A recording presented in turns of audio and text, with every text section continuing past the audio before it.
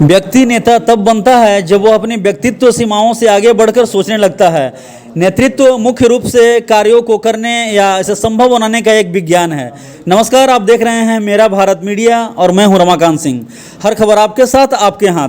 क्यों होता है हमें एक अच्छे नेता की ज़रूरत? एक अच्छा नेता किसे कहते हैं? अच्छा नेता कैसे खुद को बड़ा लक्ष्य लेकर आगे चलना, व्यक्तित्व सीमाओं से ऊपर उठ जाना, और यह नेता के जरूरी जो गुण हैं वह सब विद्यमान हैं। इसी क्रम में आज औरंगाबाद में आज एक बैठक की गई लोक जनशक्ति पार्टी रामविलास की, और इस बैठक में एलजेपीआर ने औरंगाबाद की सभी 6 सीटों पर एनडीए की जीत सुनिश्चित करने की रणनीति बनाई। साथ ही लोजपा औरंगाबाद ने आज यहाँ बैठक कर विभिन्न प्रखंडों से यहाँ लोगों को बुलाई थी, और यहाँ बैठक के बाद अध्यक्षता पार्टी के जिला अध्यक्ष चंद्रभूषण कुमार उर्फ सोनू सिंह ने की। बैठक में विधानसभा चुनाव में जिले के 6 सभी विधानसभा सीटों पर एनडीए की जीत सुनिश्चित करने पर विस्तार से चर्चा की गई। साथ ही बैठक में जिलाध्यक्ष ने कहा कि मुद्दा यह नहीं कि विधानसभा चुनाव में पार्टी के खाते में जिला की कितनी सीटें में सफलता मिलेगी। औरंगाबाद लोजपा जिलाध्यक्ष ने विभिन्न प्रखंडों से अध्यक्षों को बुलाकर अपने पार्टी के आलाकमान से मिले निर्देशों को सभी को बताया। साथ ही विधानसभा चुनाव से ठीक पहले यह अहम बैठक काफ़ी महत्वपूर्ण बताया, क्योंकि यह बैठक कार्यकर्ताओं में उल्लास भरकर पार्टी को विधानसभा चुनाव में नई गति देगी। साथ ही चुनाव से ठीक पहले कार्यकर्ताओं को पार्टी के दिए गए निर्देश को अध्यक्ष ठीक ढंग से बताए, ताकि पार्टी के कार्यकर्ता बेहतर तैयारी के साथ अपने लोजपा औरंगाबाद द्वारा किए गए बैठक को अमल कर पार्टी को मजबूत बनाने में कोई कवायद नहीं छोड़े। आइए जानते हैं क्या कुछ उन्होंने इस कार्यक्रम में बताया। ये आज के कार्यक्रम का मुख्य जो हमारा उद्देश्य है, तो हमारे पार्टी में अभी अपनी आगामी चुनाव को लेकर के पार्टी की मजबूती पर पूरे ज़िले में बहुत ही आवश्यक निर्देश दिए गए हैं। उसको लेकर के हमारे मेन विंग के तमाम प्रखंड अध्यक्ष और सभी विंग के जिला अध्यक्ष हम लोग मिलकर के पार्टी के आगामी विधानसभा चुनाव में अपनी भूमिका पर चर्चा कर रहे हैं। और हमारे जो नेता का निर्देश है, आदरणीय राष्ट्रीय अध्यक्ष चिराग पासवान जी का जो निर्देश है, उन्होंने जो निर्देश दिया है, हमारे पार्टी के प्रदेश अध्यक्ष के द्वारा जो निर्देश दिया गया है, उस निर्देश का पालन करते हुए हम लोग अपनी पार्टी का जो हमारा स्वरूप है, अभी तक जो हमने पार्टी को तैयार किया है बूथ लेवल तक, उसके भौतिक सत्यापन को लेकर के प्रखंड वाइज हम लोग समीक्षा करने वाले हैं।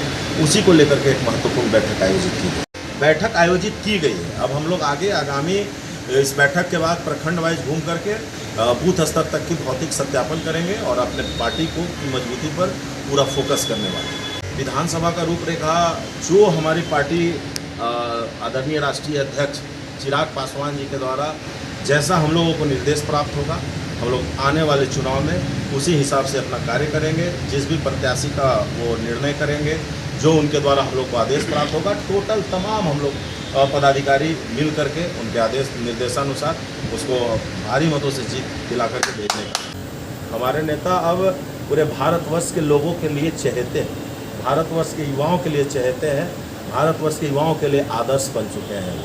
जिस तरह से इस लोकसभा के चुनाव में उन्होंने अपना प्रदर्शन दिया, जिस तरह से लोगों ने उनको अपने एक्सेप्ट किया, वो एक बहुत बड़ा उपलब्धि था हमारे आदरणीय नेता के लिए। और आगामी विधानसभा चुनाव में भी हम समझते हैं कि हमारे लिए विधानसभा महत्वपूर्ण नहीं है, पूर्ण नहीं है। जहाँ से भी गठबंधन धर्म का पालन करते हुए हमें जो सीटें मिलेंगी, उसको 100% के साथ जीत करके हम लोग वहाँ भेजने का काम करें। नीचे तबके के लोगों तक जो सुविधाएं नहीं पहुंची है, उसको लेकर के चिंतित रहे हैं। उनका बिहार फर्स्ट और बिहारी फर्स्ट का जो विज़न है, वो लोगों तक कैसे पहुंचे, बिहार को हम आगे विकसित राज्य कैसे बनाएं, ये मुद्दा है। अब लोगों के नज़र में ये कहीं मुद्दा नहीं है कि उनके चाचा कहाँ गए और चिराग पासवान जी कहाँ हैं। चिराग पासवान जी युवाओं के लीडर हैं, बुद्धिजीवियों के लीडर हैं और पूरे बिहार प्रदेश के लोगों के लीडर हैं। आने वाले समय में आपको पता चल जाएगा कि किस तरह से बिहार के लोगों ने उनको सराखों पर बिठाया। हमें कोई नुकसान होने वाला नहीं। अभी भी तो सब सामने ही चल रहा था। जिस तरह से हमारे नेता एक जीरो से फिर से शुरुआत करके और बिहार में एक अपना स्थान बनाया, तो उससे आपको समझ जाना चाहिए कि कहीं कोई असर उन पर डालने वाला नहीं है। क्योंकि हमारे पार्टी के संस्थापक आदरणीय रामविलास पासवान जी के वो सुपुत्र हैं, और आदरणीय रामविलास पासवान जी ने जिस तरह से नीचे के लोगों तक अपनी सुविधाओं का लाभ उन्होंने पहुंचाया है, तो ये देख करके पूरी जनता, बिहार के नीचे तबके से लेकर के हर वर्ग की जनता उनके साथ है। और हम समझते हैं कि चिराग पासवान जी भी उन्हीं के नक्शे कदम पे चल रहे हैं, इसलिए हम इसमें कहीं कोई अंतर नहीं समझते। तमाम जिले में आप घूम जाइए, कहीं कोई उनका संगठन नहीं, कहीं कोई लोग नहीं। तो सिर्फ प्रेस में बयान दे करके आप राजनीति आज के डेट में नहीं कर सकते। जनता जान चुकी है, जनता जागरूक हो चुकी है, जनता काम करने वालों को पसंद करती है, जनता अपने राज्य के विकास करने वाले लोगों को पसंद करती है। बिहार में स्वास्थ्य कैसे सुधरे उसको पसंद करती है, कौन हमारे बिहार राज्य को आगे लेकर के जाएगा उसको पसंद करती है। बहुत सारी सुविधाएं हैं, पलायन कौन रोकेगा उसको जनता पसंद करती है। और ये सारे गुण से हमारे आदरणीय नेता चिराग पासवान जी लैस हैं। इसलिए आगामी विधानसभा चुनाव में आप देखिएगा कि किस तरह से अपार जन समर्थन के साथ इनके आने का लाभ हमारी जो पार्टी है एनडीए गठबंधन, उनको भी इनका पूर्णतः लाभ मिलने वाला है। आप कल का एक इंटरव्यू आ रहा था हमारे आदरणीय नेता का, हमने बहुत गौर से सुना है और हम सभी लोग उनसे सीखते हैं वो क्या कह रहे हैं। उन्होंने सबसे पहले कहा था कि जाति आधारित जो चीज़ें हैं उसको उन्होंने एक्सेप्ट किया और उन्होंने कहा कि सबसे पहले शिक्षा पे जोर देना होगा। इसीलिए आप उनका हर इंटरव्यू करेंगे तो सबसे पहले वो शिक्षा पे जोर देते हैं। जब शिक्षा सारे लोगों में आ जाएगा तो ये जाति वाला जो सिस्टम है ये स्वतः अपने आप समाप्त हो जाएगा और लोग विकास की ओर आगे ध्यान देंगे। जो विकास करेगा उसी को लोग नेता मानेंगे। ये जाति आधारित सारा चीज़ हमारे नेता खत्म कर देंगे। बैठ करके सारी बातों पर चर्चा हो गई और जब सरकार बन गई, सरकार बनने के बाद आपने देखा कि बिहार को किस तरीके से इस बजट सत्र में सौगात दिया गया। तो इससे आप स्पष्ट समझ सकते हैं कि चिराग पासवान जी, नीतीश कुमार जी, हमारे हम के नेता जीतन राम मांझी जी, उपेंद्र कुशवाहा जी और नरेंद्र मोदी जी मिल करके किस तरह से बिहार के विकास के लिए काम कर रहे हैं। तो इसमें अब कहीं कोई सवाल बनता नहीं।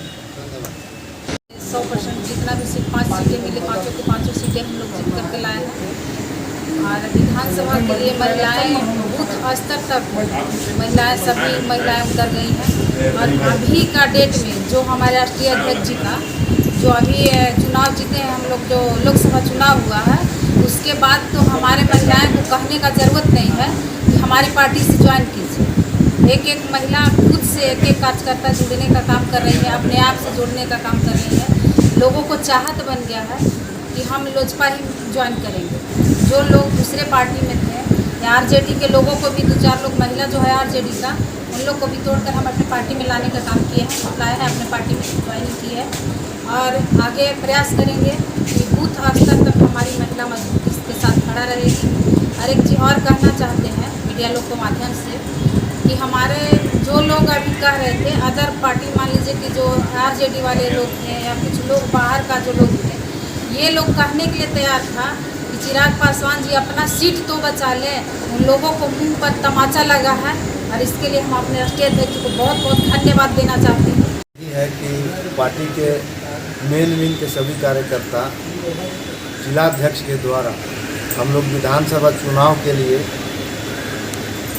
चुनाव पर चर्चा करने के लिए एकत्रित हुए हैं और विधानसभा में मजबूती से हमारे आदरणीय पार्टी के राष्ट्रीय अध्यक्ष चिराग पासवान जी के सपना को पूरा करने में अपना भरपूर योगदान दे करके जिस तरह से लोकसभा चुनाव में हम लोग